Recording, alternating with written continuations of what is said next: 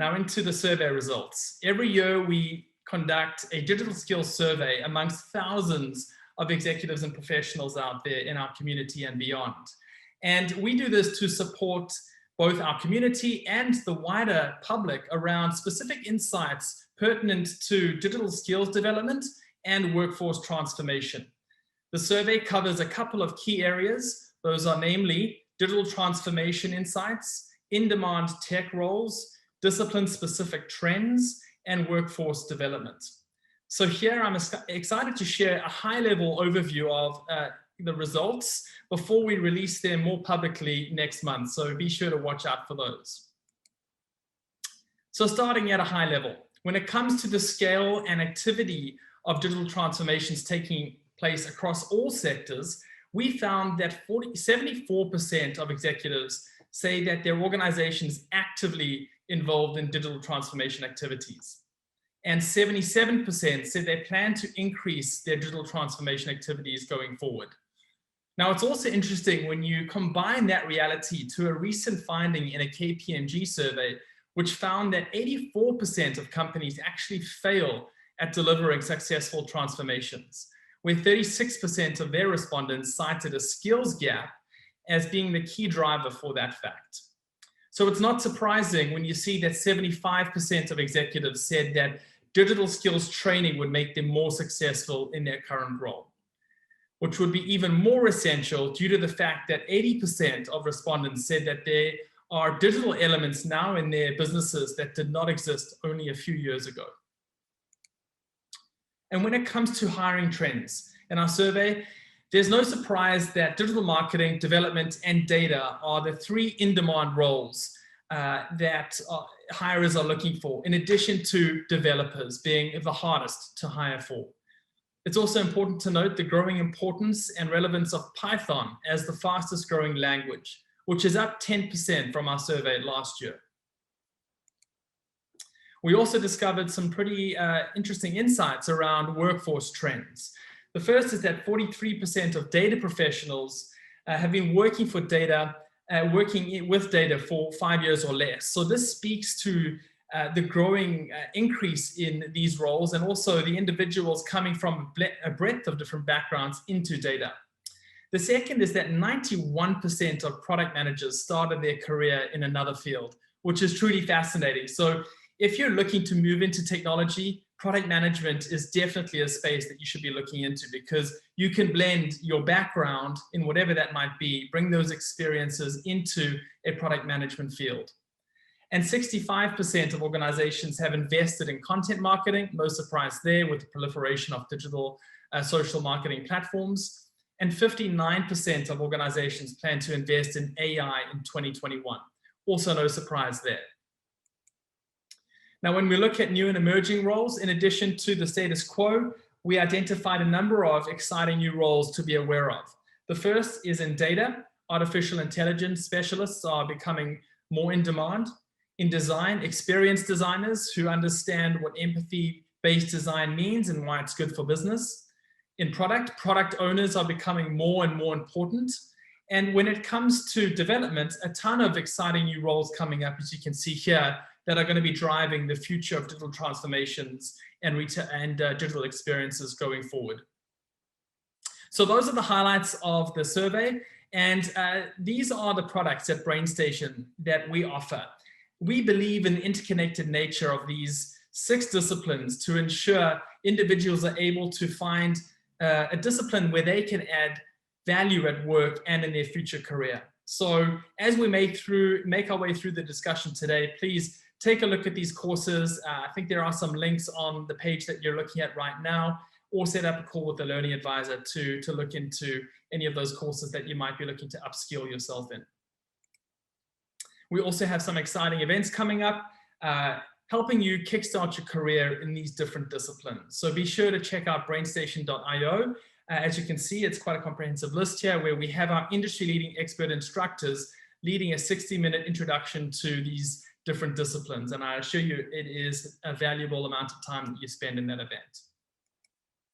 So let's kick on with the presentation and the discussion today. So today we're delighted to welcome some esteemed leaders in people and talent from across the US and Canada, in fact, in Brittany, Tim, Serena, Deepti, and Susan. And I'm going to hand it over to them now to introduce themselves. I'm not going to steal their thunder. So let's start with Brittany. Thank you so much for being with us today, Brittany. Thanks for having me. Yeah, so I'm Brittany. I lead talent and culture at Shopify. I've been there just about 11 years, which has been quite a journey. I joined as the office manager and did HR off the corner of my desk, and we quickly got our Series A funding and we grew, meaning I got the opportunity to grow my role, and that's exactly what I've done.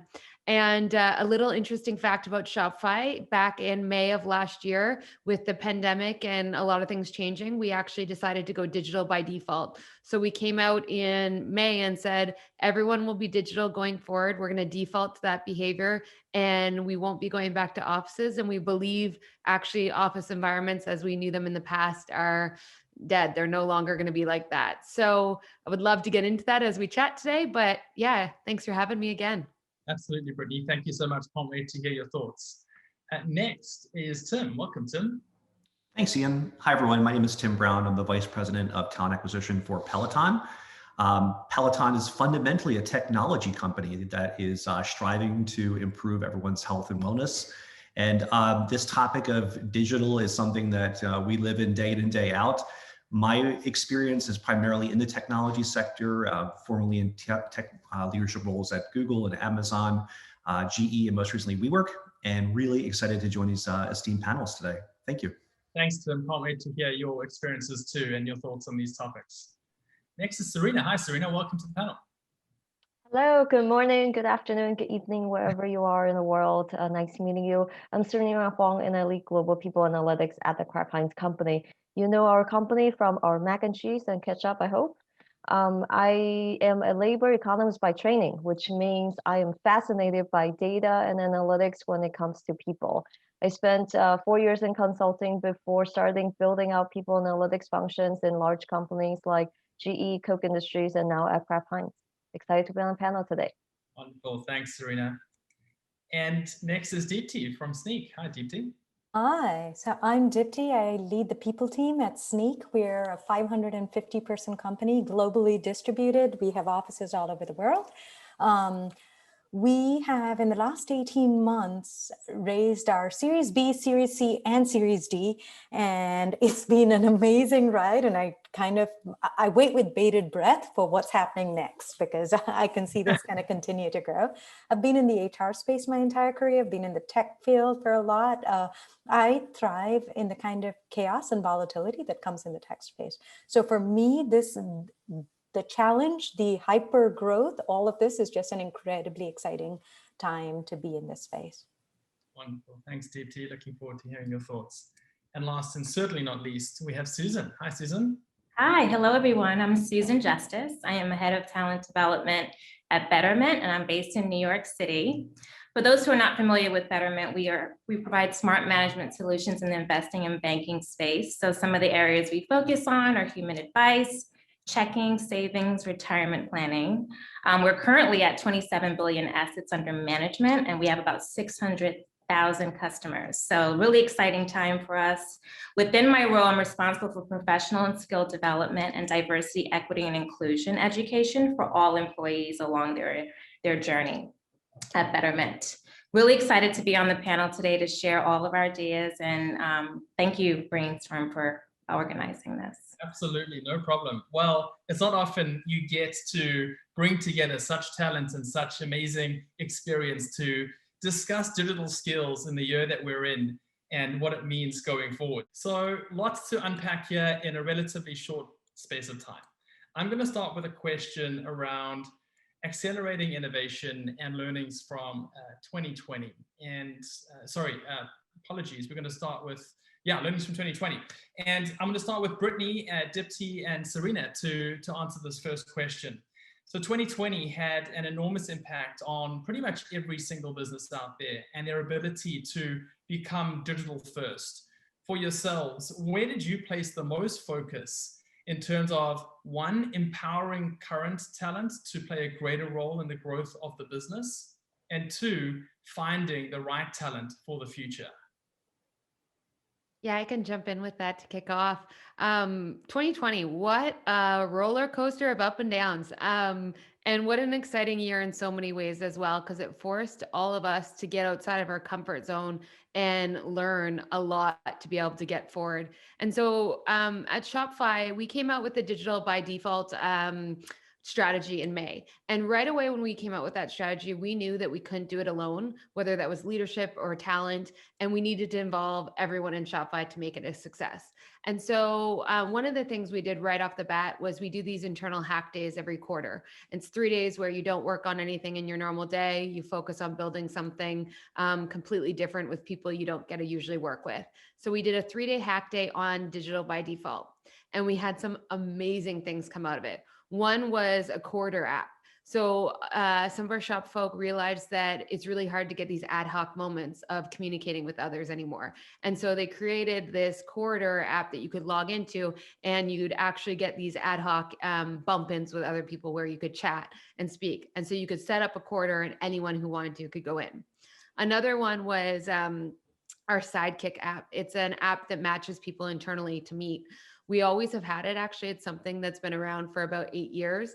But during this hack days, they reinvented it to do pairing for pair programming. So because we're a tech company, we used to pair program all the time in person when you sat beside each other at desks. That no longer was possible. So how do you set up the technology to meet each other? How do you then get into it? They solved it. So, I mean, moral of the story for me is we definitely leveraged, and we continue to leverage everybody at Shopify. They are the ones that are living and breathing it, and then they can push it up and push it out so other people can learn. And I think to the second piece of your question, what are the skills? The skill that's most needed right now is definitely an understanding of how to work remotely. So like a digital knowledge, but also more importantly, the ability to learn, the ability to get outside of your comfort zone and actually try new things, because we are all trying new things in this moment. Yeah, if I can build on what Brittany just said. So, just like they said, digital first, and Brittany, I'm sorry if I say it wrong, I used the wrong term. But just like Shopify said digital first, we kind of came out halfway through last year saying, hey, here's our flex work program. So whenever we come back into work, you're going to, as an employee, have 3 different choices. You can either come back into our hub offices, which is fine because a lot of people live in small apartments with families, with kids, like all of that stuff. And we get that you want an office to work in. So you have that choice. Or you can drop into an office, which is like our flex arrangement, which is once a week, once every 2 weeks, just because you want to see someone, but the rest of the time you work from home. Or you know what, just go live in Ohio or wherever you've moved to during this crazy year and be fully remote. Like that's also okay. And so giving employees that choice. And like, I really want to build on Brittany's theme about like empowering employees to be able to influence like the design of what we end up with so that it really works for them. And so we found leaning into that was really helpful for us too. The other side of it is like we found going remote really, it certainly had a lot of challenges, but it also democratized our interaction. Like I'll take something as simple as company all hands. There would always be someone who was standing in front of a room with a camera at a weird angle, highlighting the bald spot, and the person was facing the other way, and their voice wouldn't get captured for the other offices. And like, it was okay, but it was startup-y. And then we went to Zoom and suddenly everyone had an equal playing field. Like every participant and every speaker had exactly the same amount of voice and space. And that changed, like our all hands got so much more energized, got so much more dynamic. So there's some things that even when we go back, we're going to lean into digital first because we totally recognize the advantages of it. We've actually gone and said, in order to enable like everyone to be able to collaborate, we've made huge investments in softwares, communication softwares, collaboration softwares, project management softwares, risk management software, you name it. If there's a software for it, we're trying to roll it out right now. And getting employees, and like a big part of that is change management, right? Like you can roll out the best software in the world. If you don't get adoption and if you don't get people using it the correct way and embracing it, it's just going to fall flat on its face. So like we're spending a lot of time building out Slack etiquette so we don't drive each other crazy, how to build more inclusive meetings. If you're going to do more meetings on Zoom, there's an advantage of being able to make them more inclusive. How do you lean into that? So those kinds of things are where we leaned in, saying, if you're going to be digital, let's do it right. Like, it's not just like in person, but worse. Let's make it like really digital and enjoy the advantages of it. And I think the last thing I'd say in the wrap up is a big part of it is enabling our employees, right? Like, so everyone goes home, goes remote, and some people have a desk, some people don't. Like, some people have Wi-Fi that they need to upgrade because there's 3 other kids downloading Netflix and gaming at the same time on the same Wi-Fi. So we had to go back and just be like, hey, let's support everyone's infrastructure, right? Like, here's a stipend to go buy your desk, your monitor, your amazing webcam, like whatever you need to build your setup. Here's some money to go do that. And then here's some money to support good internet. Like, don't be on your grandmom's dial-up. Make this work for you. Like, so those were some of just super tactical things that we put in place very early in the process. Yes, Serena. Sounds amazing. I will share that for us at Kraft Heinz, we've been working on fostering a sense of curiosity and building a really strong learning culture. We actually have a learning ambassador program. There's about 20 of us, and I'm one of them. So interesting to see the community come together, and we spend time learning, and we also spend time sharing out our learnings. Something really fun that I've done with just my team is to host half learning days or all day learnings. So we put a calendar block and we'll find an event like this, for example, to attend together. And we'll have the chat going on our learnings and takeaways in real time because we are scattered over the world in different time zones. Some people are having dinner and learning. So it's really helpful to have that interaction going while we're not in the office. So I said that's one. And then 2, on your second question on finding the right talent, I think before you find the right talent, you need to figure out the right skills you want to have for your talent. So you know what to either go out to source for or build internally. So we've been focusing on figuring out what those skills are needed to help our company succeed in the future. Yeah, that's great. Thank you all. And we'll get on to actually that point you just raised in just a moment. I actually heard a fantastic quote the other day that really resonated with me in terms of enough future of work strategies, more pilots, because we are in the great experiment, if you will. No one's going to have the perfect answer. It's going to take pilots, and in time we'll figure out what the perfect blend is. Great. Next question, Tim and Susan, perhaps if you both could lead this one. From your personal perspectives, what will some of the most common challenges be that companies face when navigating hyper-accelerated transformations in 2021 and going forward, since that's going to be the norm? Sure. I'll lead things off by saying, Peloton certainly saw some pretty hyper growth going from 2019 to 2020. The pandemic took all of us by surprise and certainly stretched our supply chain limitations, and we saw delays in orders, et cetera. So for those of you waiting on your Peloton, we're working on it, and we can't wait to get into your home. But with that growth also came then, how do you think about scaling your culture? How do you think about scaling your infrastructure? How do you think about scaling hiring? And in some instances, I think it's actually been so positive for us because thinking less about location has opened the door to being able to diversify our workforces, be creative about where we situate teams. And so I think it's really about having that nimbleness to be responsive and agile to the business climate that you're in, and then really think about how do I pressure test my entire infrastructure and think about where can I scale and where do I have limitations in scaling. And then of course, hiring. I think hiring has to keep up with the pace in hyper growth. And from a talent acquisition standpoint, on one end, we are very fortunate and thankful for all the interest in Peloton. But on the other end, do we have the right capabilities then to respond to that? And so I think really looking at it through the lens of what are the potential limitations to your ability to experience hypergrowth, and then how do you solve for those by examining each parts of your business? Yeah, to add to that on a learning and talent development perspective, we've had to scale our programs to lean towards a more remote learning strategy. As we all know, we're moving into a hybrid model, and going into the office full time is not going to be a thing anymore. So we've really been intentional on developing learning solutions for our emerging leaders, our new managers, our senior leaders, in ways that engages them and provides that connectivity, because we all missed the human aspect of being in an office. So we spent a lot of time creating solutions that lean towards a blended learning approach. We have live training sessions. We also offer connect groups, where groups within the cohorts of the programs get an opportunity to learn from each other and facilitate amongst each other what they're learning, what their learning lessons are. We leverage leaders outside of the organization to bring knowledge into our leaders too, just to share their learning journey, what's working, what's not working. It's actually been going very well, because we've broken down the programs in bite-sized pieces where people are able to process in a much more easier way, compared to just being in the classroom all the time and getting, absorbing all of the knowledge in one place. So we're really excited about what's to come in this digital space, and we're encouraging our employees to continue to create a space for growth and self-development.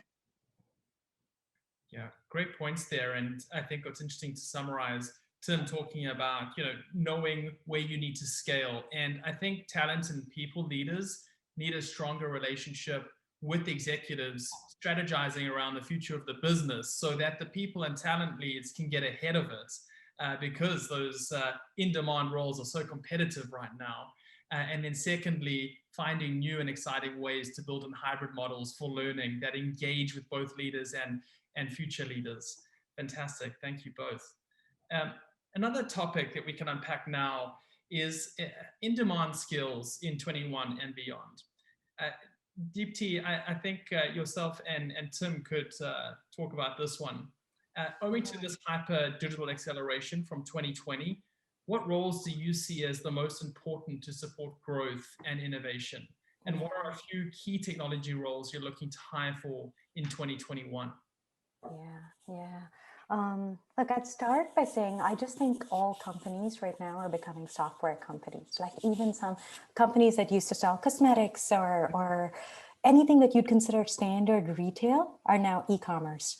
And that's just that pre-COVID, that was the way of the world. You wouldn't have thought 5 years ago that Walmart would consider themselves a tech company, and now that's where they're actually leading in a big way, right? And what that means is that there's a big push on software development, and any role that obliquely even supports that process of software development. So I don't mean you have to be an engineer. I mean, you could be UX, UI, front-end design, infrastructure, DevOps, security, IT, tech recruiting. Anything that's obliquely connected to that process is an extremely high demand role, and I see continuing to be it past 2021. For us at Sneak, very specifically, in the last 18 months, we've gone from single product to 2 products to multi-product, and now we're a platform.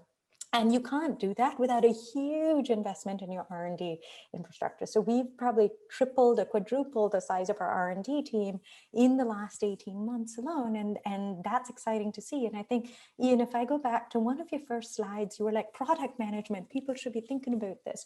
Like I can't say it enough. It's not like software engineering for sure is a high demand skill, but it's not the only one. There are so many fields obliquely connected to that process.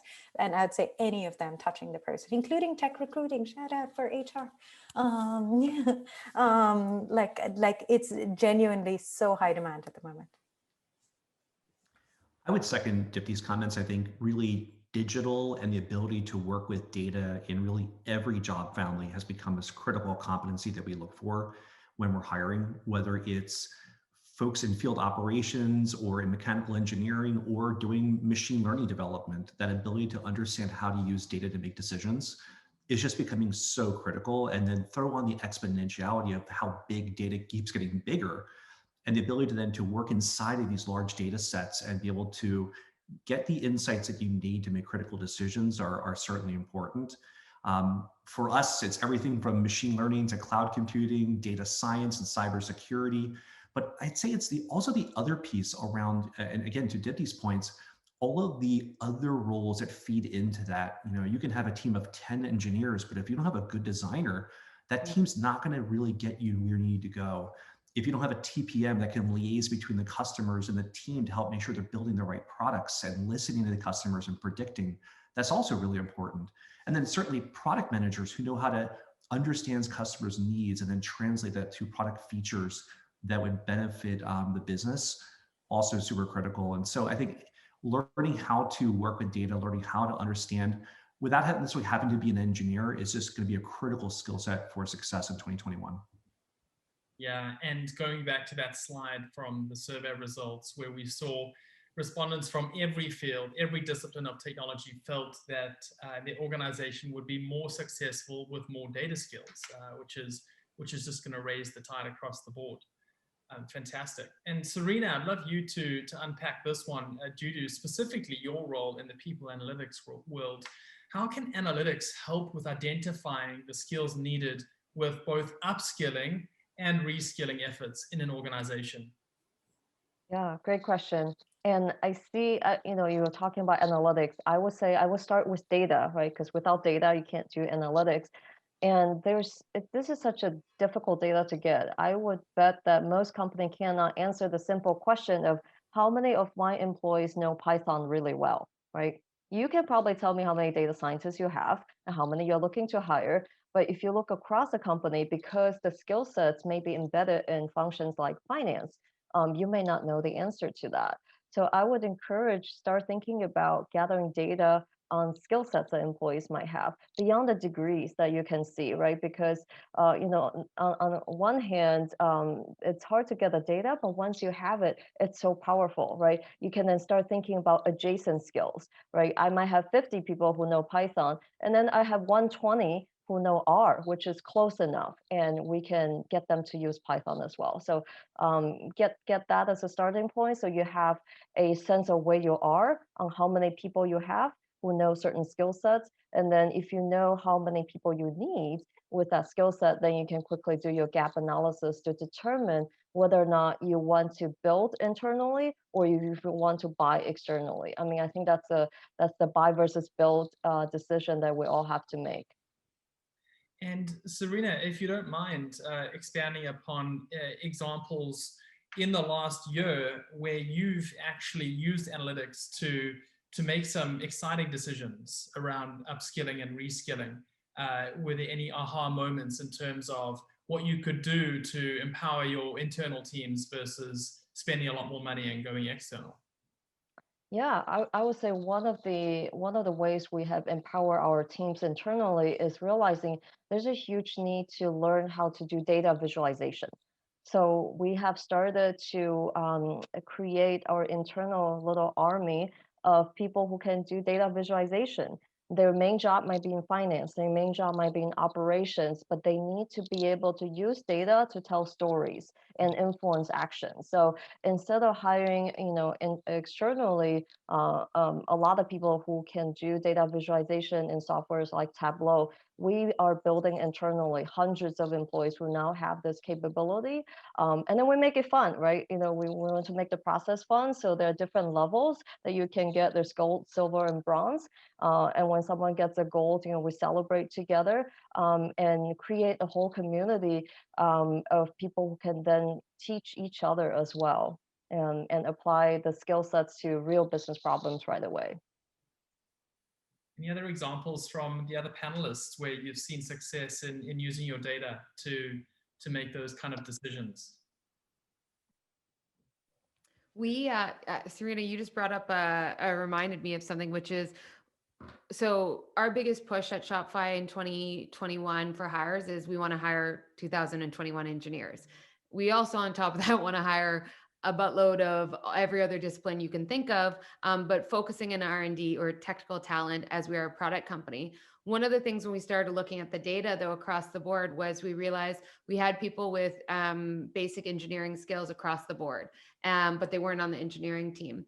And so we actually launched a program internally called Patch, which builds up the engineering development skills, while also allowing anyone such as myself who did like 2 programming courses in university back in the day to go in and start practicing it. I'm never going to be the one who writes the code, but actually what I've learned is even having this basic understanding just creates this common language in the company you can use. And the way that we were even able to find out, oh, we should think about this, we should push it out, let's track it. It all started from data, then insights, as you said, and then you can build programs on top of that. So I love that. Fantastic. That is exactly why we actually recently launched the Digital Leadership and Innovation course to help managers and senior managers all become fluent in technology to be able to be more effective cross-functional leaders. Next question I have for Susan, and especially on your role in building culture and upskilling and reskilling, and how do you tackle continued learning at Betterment, and what measures have been put in place to develop your teams? Sure. So we have a number of different efforts across talent development. I actually want to touch a little bit on what was just shared. We believe in knowledge sharing. We leverage internal employees to teach others. We call it Better Talks. And we find value in leveraging that series to create a shared knowledge across the team, like the day in the life of an engineer, the day in the life of a product manager. And we have them come in and really speak to what it is like to work within their roles and to teach us coding and other different processes and tools that are necessary for us to be aware of, and also help us in terms of learning and partnering with them as part of the business. Some other things we've done to continue to build a learning culture is we take a design thinking approach in a lot of our efforts. So as you talked about earlier, piloting, we pilot all of our learning and development efforts. We partner with the business to ensure that we're driving towards whatever their objectives are, and we're creating learning solutions that make sense for them and meet them where they are. We also have efforts that are included that we solve for in terms of making sure that we have right on time learning for our senior leaders. So we just developed a 360 development program, so they all get to work with a coach on how to continue to level up within their roles, because at a senior level, people tend to be in different paths or steps in their journey. So we find that giving them that coach to work with and getting that real-time feedback really allows for them to build self-awareness and accountability over time. Another area that we continue to drive towards is coaching for all employees. So it's been interesting over this transition into a more of a hybrid model. We have a burnout situation that we're solving for, right? So not just Betterment, I'm sure other organizations too, in terms of finding that boundary between work and cutting off and taking your personal time and space. So we're encouraging our leaders to be more coaches and to drive the idea of psychological safety, helping our employees be more of who they are and not feeling like they need to solve for everything. And then increasing more knowledge in the space of our IC tracks, our individual contributor tracks, on building upon what self-management skills are. So motivation, how to be productive, how to drive personal impact in a virtual environment, because sometimes it's really difficult to continue to engage on a regular basis in this new world of work. So there's so many different things we're doing, but at the baseline, we try to connect mostly to making sure that we're aligned to directionally where the organization is going. Wow, you've got a lot going on. A lot. It's great to see you thinking about all the different angles. And actually, the next kind of angle I'd like to touch on, and maybe Brittany, you can kind of start here and then others build, please. You know, we've been speaking a lot about technical skills, and they're easier to assess, if you will. How does Shopify and all of your organizations measure or develop soft skills like business acumen, problem solving, which is such an important skill, and communication? Yeah, it's a great question. And you're spot on. Being in a tech company generally means not only is it easier to assess sometimes because it's hard skills, it's also just more valued up front. Like it's like, oh, you got that technical programming language? Great, you're great. And the secondary element, or actually the equally important element of business context or problem solving and how you get there, isn't seen as much. What we do at Shopify, and what I firmly believe in, is you always need to look at outcome. You need to look at the impact. We all know it takes a journey to get there. And the way I see it is you're going to perform and you're going to learn and you're going to acquire and you're going to fail at times, but you are all en route towards your outcome. And so what we measure ultimately at all times is impact of an individual. We then talk a lot about the different hard and soft skills, if you will, to get there. So for example, we do onboarding when you get hired at Shopify for 3 days. The first full day is pretty much Shopify context. So we talk about how important it is to absorb, to listen, to understand why we're here, what we're here to do, and how that plays into making great decisions. We then have a value, it's one of our culture values, around making great decisions quickly, but how you do that, which is problem solving. And so there's a lot of different ways that you can tell your organization or really make a point for everyone around you to know the important aspects en route of what we believe makes great impact, but it needs to come out and be measured in impact. And sometimes that's difficult because you can do all the right steps and external factors come into play and don't allow to ship something or whatnot. But overall, I think it's the combination of measure impact, but take into account the performance that got you there. I would add to that. I think maybe soft skills is sometimes considered a bad word, and leadership skill may be better. So as far as leadership, I'm sure you have all read articles about how leading through the crisis right now requires a different set of skills, requires empathy, requires that you care, and psychological safety, and all of those. So last year, we actually revamped our leadership principles on what we look for in our leaders. So all people managers have gone through various trainings, and we also revamped, as a result, our 360 survey. So this is a feedback mechanism that we give to our people managers on how they're doing on various criteria that we've talked about, communication, right? Again, what behaviors are they showing? How do the teams perceive them? And with that and some data analytics, you can come up with areas where your people manager might need more training than others. Yeah, and if I can add in there, I think one of the things that we have found, and this comes back to Serena's point about it's a very different set of skills that you need today. One of the things that we have found is the world is transforming so quickly that actually learning agility seems to be like a differentiator of success, even more than any one skill in particular that you can lean into. And so part of what we're trying to do is also just inspire this through storytelling, right? Like we started this thing, and I know several of you talked about like having people come in and do presentations internally to each other, so you have peer learning. We started this thing called Pechakuchas, and I didn't know the term 6 months ago. If you don't know the term, look it up. It's really awesome. But it's a style of short form presentation. And we have people come in, like employees come in and tell their stories of challenge and learning agility in a Pechakucha format. It's like 5 minutes, 20 slides, 20 seconds per slide, boom, boom, boom, boom. You need to ship it in terms of your message, right? But like you have an employee, and it's so inspiring. You have an employee who was really challenged with her MS diagnosis, multiple sclerosis diagnosis, and how she overcame that to be one of our top engineers today. And you have these kind of stories, and it's that, like what we're trying to do is just inspire a culture of constantly recognizing that you can be more, like that you want to do something more. And it doesn't matter if it's in communication skills or if it's in business acumen or whatever it is. It's like we are constantly growing, and we should be in some format or another. So we're trying to constantly set that tone as this is the normal. Fantastic. Great answers. Tim, I'd like to shift to you now, and anyone else, please build on this one. Considering this rapid pace of change we've just spoken about, and emerging roles like we just saw in the survey there, such as machine learning and AI specialists, which didn't exist merely 5 years ago.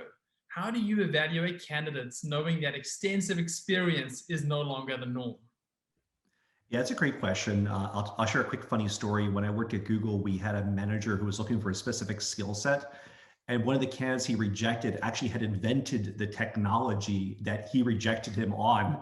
That was like, well, actually, it didn't exist 10 years ago. I invented it. And so I think, today what we're learning is hiring teams is that you have to look at both, the skills themselves, but then, to many Deputy points and other speakers, the competency elements.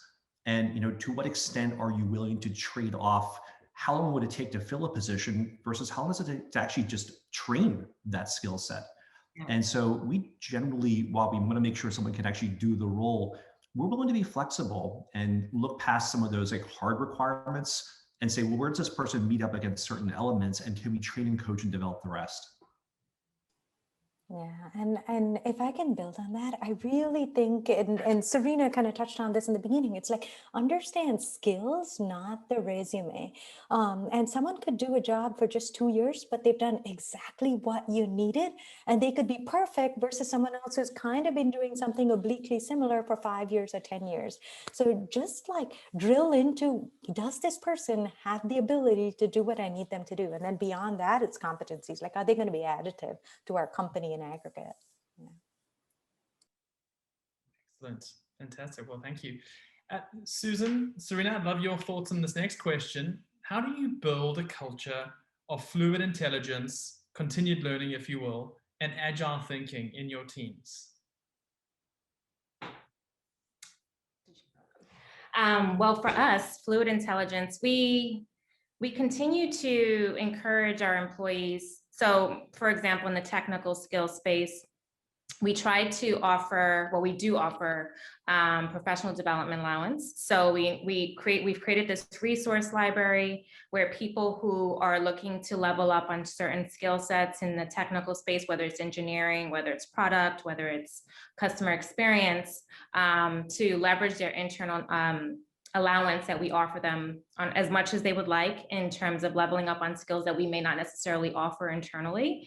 Another thing that we do, as I mentioned earlier, is we have, as I said, knowledge sharing opportunities where we call better talks in terms of encouraging our internal folks to teach others. So for example, one of the things we've been exploring lately is having our data analytics team educate others on how best to work for them. So how can we get their minds to think more in an analytical way? Not everyone naturally comes that way. So we've been working with different businesses on how we can encourage and create better collaborative exercises and activities so that we're all working towards the common good. So that's another area that we focus on. And it's been an interesting time because a lot of people are experiencing a different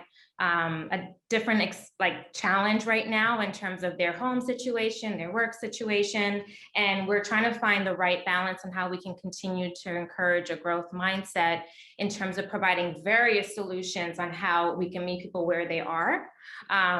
Still a journey, we're working through it, but we're really excited about the direction we're going. Yeah, something similar. We also have a lot of learning resources for our employees at Kraft Heinz, like LinkedIn Learning, HBO articles. What is interesting, I'll add to that, is not only do we provide the resources, something we found through various employee survey feedback is that there are some employees who are having a challenge to find time to learn. So, we've heard from feedback that I'm so busy, I have all these great resources, but I don't have time for them. So we're now challenging our managers to find ways to not only encourage learning, but also make time and space for it. Whether that's a course that they can take together or make spending time on the development plan and figure out what the employee wants to learn. And then really, again, making time for it is really important. I also think culturally, it's helpful to where you have a leadership team that supports learning. And some of that comes with the experiment, being okay with experimenting and being okay with failing and learning from that. So it's easier to say, oh, we are agile, we run our project management, agile and what have you. But it's another to really say, okay, you are okay to fail. X% of your time, not 100, but part of your time can be devoted to trying something new and then learning from it if it doesn't succeed. So I think that's not just within employees, you need the leadership support for that for sure. Yeah. Great thoughts there. Okay, we've got 12 minutes to go. I'm going to go through 3 rapid fire questions here, and then we're going to move to audience Q&A. So first one, rapid fire question for Brittany. What roles do you find extremely difficult to hire for and fill? Anything within the tech environment right now, just based on purely like supply and demand. Demand is high in every industry. As Dipti said, everyone needs a tech component in today's world. So I think that's just the highest demand. And if you're looking to make a move or trying to figure out what's a new skill to acquire when looking to join a company, I would just choose where your strengths are within that technical space and grow your breadth of experience there and depth of knowledge. Amazing.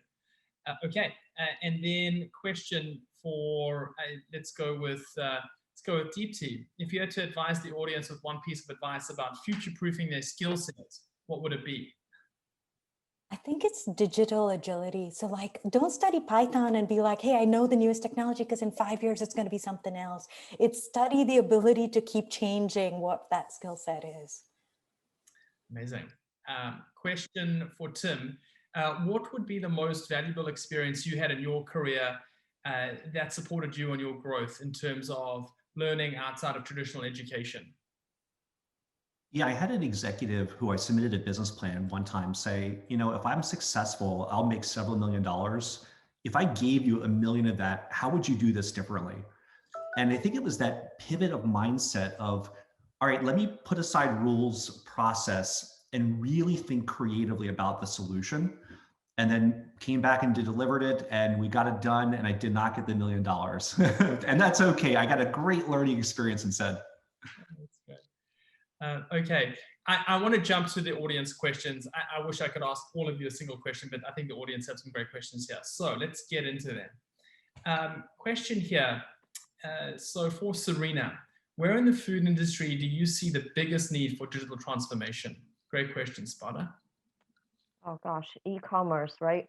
So how do we, I think certainly supply chain has been disrupted. Some of you might have had trouble finding food in grocery stores. The shelves were empty. We could not produce enough food and get it in the hands of people who need them as quickly as possible. So I think certainly in that space, I also think a lot of us have discovered our love for cooking that you probably didn't know existed before. So finding ways to use food in your fridge in a creative way, you know, whether that's matching the food in your fridge to some cool recipes, I think that's another opportunity as well for food companies. Fantastic. Yeah, question here for Susan. I'm responsible for supporting our leadership development strategy, and I'm looking for exciting new ways to inspire them and get them out of their traditional day-to-day responsibilities. How do you encourage your leaders at Betterment to actually invest in themselves and their development? I personalize their development. We've found that as they become leaders and more senior within their role, they value having an individualized approach. So really creating programs that really meets them exactly where they are, whether it be one-on-one coaching, whether it be group coaching, maybe creating things around leaders that are working on similar areas of development that actually builds vulnerability and authenticity within that population. So that would be some of the ways I would think to consider that. Another way you can also try that out is maybe piloting some workshops with them, giving them the exposure of what the experience is like. Yeah, so those are some of my suggestions. Yeah, it's always a tricky one. Anyone else want to add on to that question when you're engaging with leaders? No pressure. I can jump in with one thing. We have a unique challenge in our company. We're growing so fast that someone who's a leader today might not have the necessary amount of experience required a year from now, just because the company is doubling in size so quickly. And so that's a really big challenge to put in front of our leaders to say, hey, you're leading this function today, but a year from now, the function might be bigger than your skill set allows. And so having that really open and honest conversation in a world of change is something that we're trying to do very openly. We bring in external speakers a lot. Like just last week, we had Dustin Osofsky, the COO of Instagram. We had him come in and talk to our teams about how they grew from 800 people in Facebook, where he was there right in the beginning, to the 100,000 they are today, and how many times roles were brought in above him, beside him, around him, and his role was made niche. And like, so that kind of stuff, we do a lot of prepare that this isn't a world of entitlement, that you can add benefit in so many different formats and so many different ways. It's not just managing a function or a team. Indeed. Brilliant. Okay, question here. Tim, I think let's have you answer this one. Which marketing skills are in high demand in 2021? Well, we've talked a lot about data today, so we might as well just go ahead and roll that into it. But I think anything that's in the marketing analytics, marketing data space, truly understanding like how do I quantify like CPM and understand my conversion rate metrics? How do I know that the investments that I'm making in marketing dollars are actually correlating to revenue increases? What are my customer acquisition costs? And, where do I, leverage those insights to make better decisions? And then also, how do I look around the corner? What marketing insights am I getting that helps me then discover new product features or functionality that would benefit our customers? And so I think today, in any of the many disciplines that fall under marketing, the ability to leverage data and storytelling to understand what your customers' needs are is super critical. Yeah. Anyone else want to build on that question? It's a great question. No pressure. Yeah. We often talk about full stack marketers becoming in demand. It's not just about building great brands and resonating with an audience. It's about being able to be analytical. It's blending that art and the science. And that is incredibly valuable at the top line of a business and at the bottom line in driving growth. Question here for Brittany and Serena. With the time we're in right now, how has the hiring or talent acquisition process changed? Meeting someone for coffee or lunch isn't really an option, and neither are in-person interviews. It's actually, in my opinion, changed for the better in so many ways. This is what gets me so amped up. And I think it was alluded earlier to just like the optionality to actually hire around the world and the diversity potential that comes with that. We used to always be locked into, we're going to hire the best person in X that is willing to relocate to Ottawa, snowy Ottawa, Canada. Now it's, we're going to hire the best person in X around the world. So like in and of itself, that is so exciting. And then on the actual TA front of hiring and the process, we find that it's able to speed things up because instead of waiting to travel booking to get in person, you're able to just create a Zoom. You have more flexibility of people that are able to interview because you have your global workforce that's able to set up and say, hey, I can take this one for the team instead of waiting for someone in Ottawa once again to be free. And so the flexibility that comes with this is just amazing. And then the diversity on top of that. And it's so exciting. So I would say it's definitely been a massive positive in how we recruit and grow, which is digital. You said it so well, Brittany. Go. I think, you said it so well, really on the hiring side, for sure, experiencing the same thing. We've pivoted from, in-person onboarding for everyone coming to the Chicago office to overnight virtual onboarding.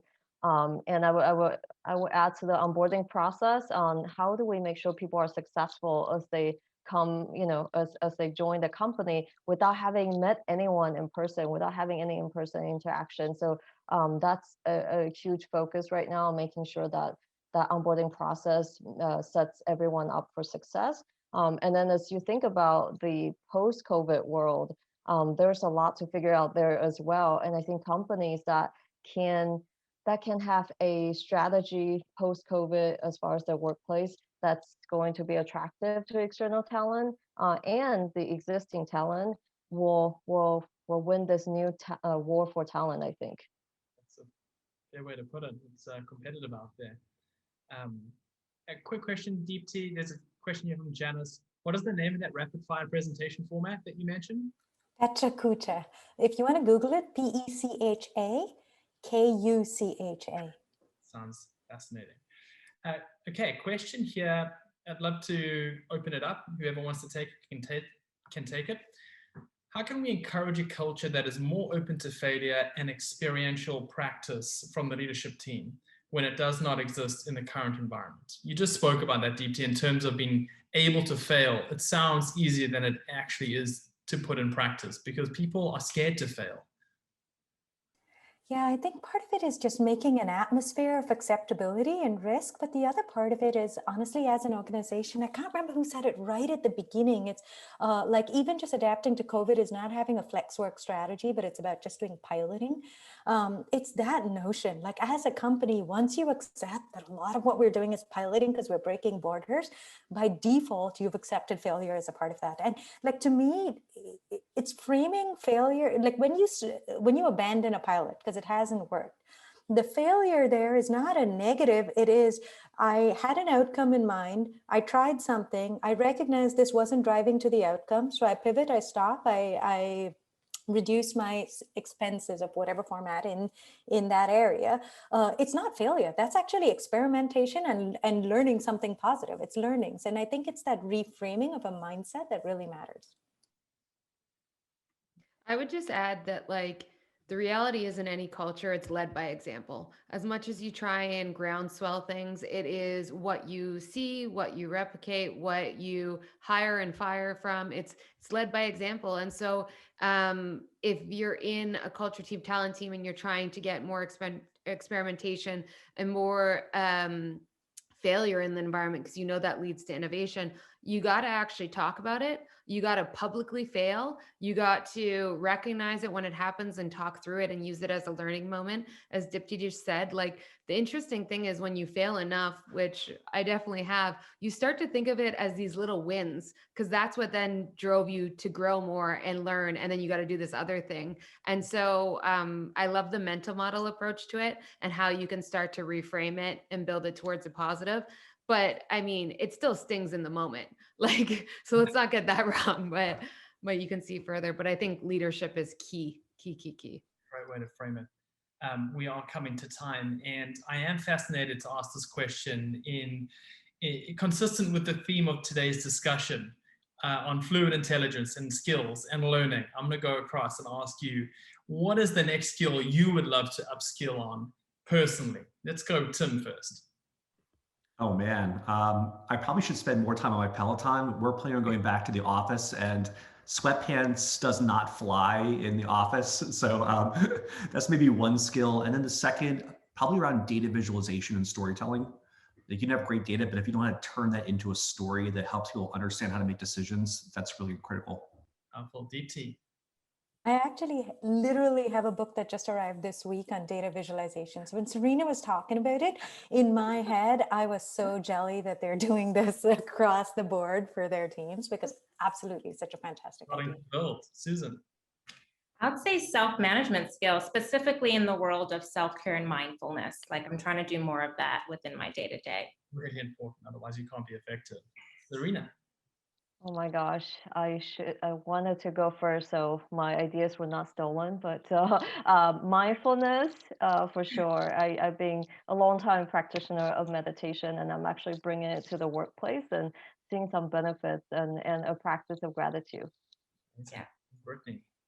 Mine is communication through new mediums, such as async videos, through stronger written communication. So to me, the secret success of a digital world is to be able to influence and share a vision when you're not face-to-face in person. And I think it's hard. So I'm just trying to upskill in that. And I think that's going to be beneficial in any area of life, hopefully. So yeah, that'd be mine. And are you all hiring? A big yes, I'm sure. Great. Okay. Well, everyone that's tuned in, please go and check out their hiring opportunities, and wishing you all the best. So we are out of time. We've run over a little bit. Sorry, panelists. I know that you've probably all got to run, but it's been so wonderful having you on our annual digital skills panel. You've all been exceptional, and it's wonderful to hear your insights and your experience in this new world that we're living in, with accelerating speed of transformation and these skills that are going to fuel the future of business. It's an exciting journey to be on. We're proud to be on it with many of your organizations. And to those of you that are tuned in, if you want to future-proof yourself, be sure to check out our courses at BrainStation. We are here to support you in that endeavor. Until our next event, everyone, thank you so much for taking the time. We wish you a wonderful remainder to the week and the weekend ahead. Stay well, stay safe, and we'll see you on our next event. Take care, everyone.